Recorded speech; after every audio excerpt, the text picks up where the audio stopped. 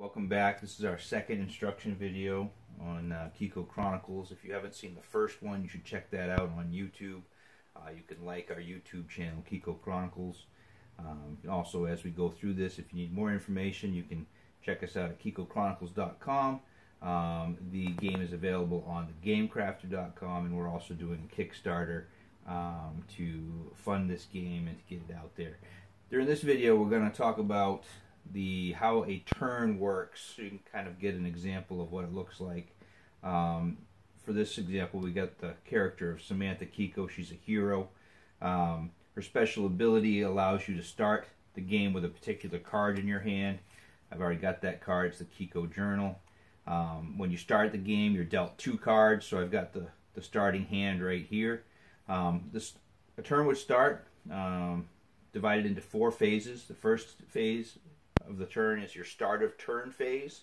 Right now there's no cards out, so there's nothing to do during that phase, but we'll explain that as we go on. The second part of your turn is the draw phase. Remember from the last video, this is your draw number down here. So she draws 1 card per turn. So at the start of the draw phase, I will draw 1 card.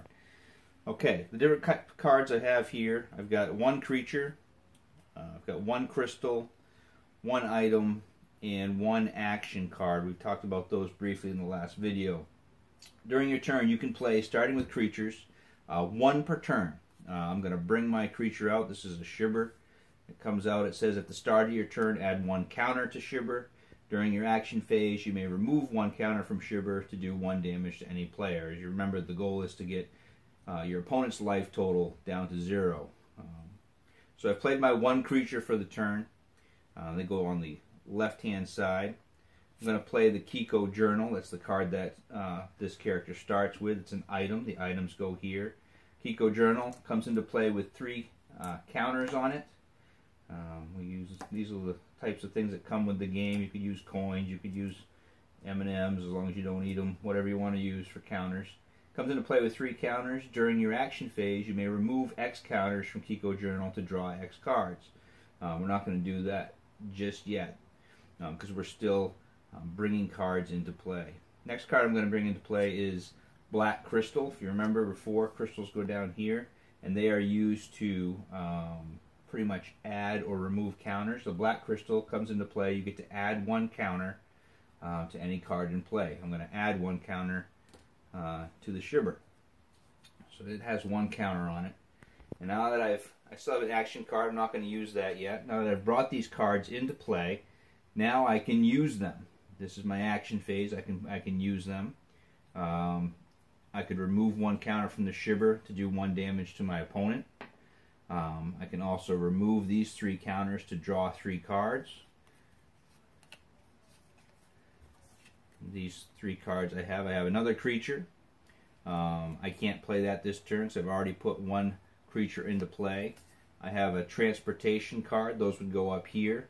And I've got another action card. This action card has a star next to it, which means I can play it not just during my turn, but on another player's turn as well. I can't bring this into play because I've already finished bringing cards into play for this turn. So I'll have to hold on to these until next turn. I could use this card, which does 2 damage to any player. If I did that, I'd do 2 damage to my opponent, and then it would go into the discard pile there. So you have the start of your turn phase, you have your draw phase where you draw the cards, and then I kind of messed up explaining the action phase, but that was when I brought the cards into play. That's part of your action phase. It's where most of the things happen during your turn. You bring your cards into play, you can use action cards, you can move your counters around, you can use the abilities of cards in play.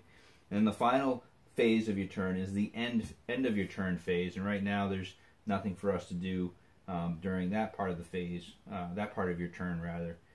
So in this case, the turn would be over and it would pass to the other person. So once again, start of your turn, draw phase, action phase, during which you can bring cards into play, and then your end of turn phase, and then it would go to the next player. During the next video that we're going to show, we're going to pick up right where this left off. We're going to have another player involved. These will be the same cards that are in play. You'll get to see how some of the cards interact during a game of Keko Chronicles. Because guys, that's really where the game really clicks is how the cards interact with one another. It allows everyone to have an equal opportunity to win a game. You're all playing from the same deck of cards, and just the way they interact makes some simple cards become very powerful as things go on. So if you have any further questions, check us out on Facebook. Send us an email at KekoChronicles.com. We have a lot of frequently asked questions there, and please consider backing this game on the Kickstarter website. We're at 30% funded right now. We really believe in this game, really think it's going to be something special. So if you haven't picked up Keko Chronicles, check it out on thegamecrafter.com, and stay tuned for more videos, and we will see you next time.